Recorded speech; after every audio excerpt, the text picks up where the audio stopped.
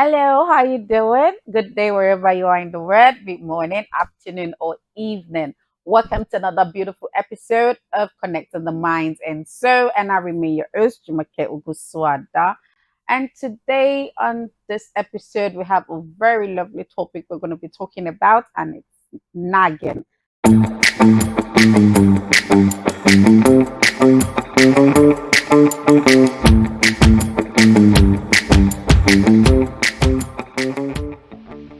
Now, I know it sounds simple, but it's not as simple as it sounds because it's been known to be a killer of a lot of relationships. And it's been known to birth a lot of negativity, a lot of bitterness in relationship.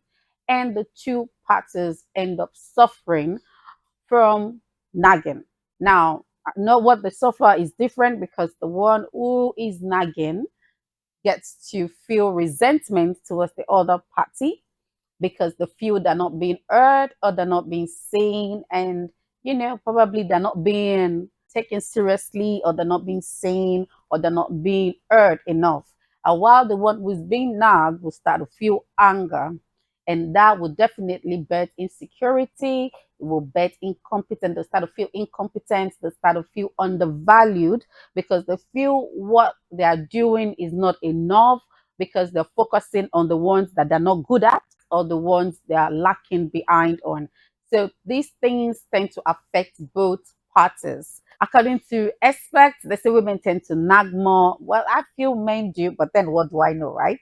Anyways, back to it. They feel because we are wired in a way that we tend to be sensitive towards problems, towards issues in the relationship. So we tend to nag more than the men. Well, if you ask me, I'll say men nag more.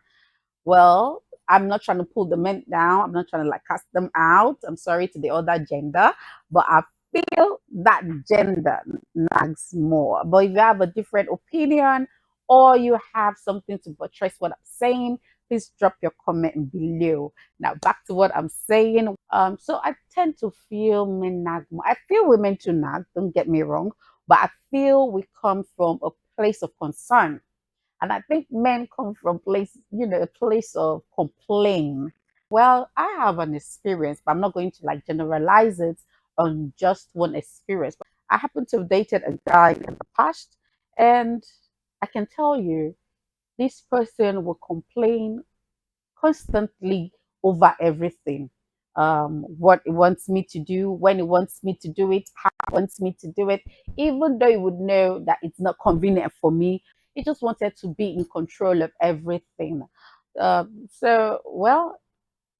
I could tell you that was one of the main reasons why I didn't get up, or where I didn't get, end up marrying him. People need to start looking at the red flags. But in my own part, I think was more of the controlling part. Him wanting me to do certain things the way he wants it, when he wants it, and how he wants it. Do you get what I'm saying? And I feel it was just more of a need of being in control of me, being in control of the situation. I think it was an illusion of power and security in my own case. And I do have friends, who have gone through that as well. And in my friend's case, I think they had to battle men. And now these are not just boyfriends that you can easily opt out in their marriages, that they have to, go through the nagging daily, them, what they wear, who they make friends with, who they go out with, what they do, what they eat, different things. And it becomes an occurrence every day. Where are you coming from? What are you doing? Where are you? And it becomes an argument over and over because they keep repeating it daily and daily. And to them, they might think, oh, that being concerned, or it must still be the other way around, trying to control.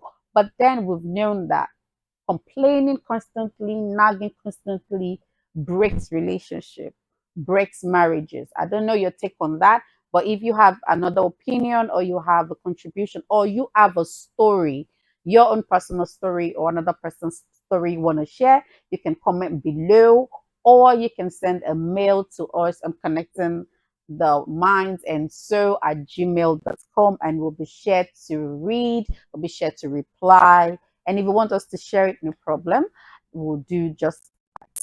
While wrapping up on today's episode, I would just like to say, out of concern or wanting them to do the right thing, sometimes we might end up nagging our partners because to them it might seem like we're harassing them or forcing them or acting them to do something they're not comfortable with.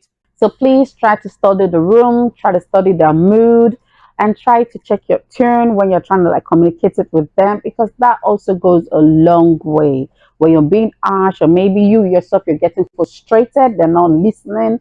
Sometimes it also gets on their own nerves as well. So if you have an advice or a contribution, or you want to share your story on this very topic, nagging, you can comment below, or you can also send a mail on connecting the minds and so at gmail.com, and we'll be sure to reply. And if you want us to share it, we'll surely do that. Okay, until next time, stay blessed. Bye bye.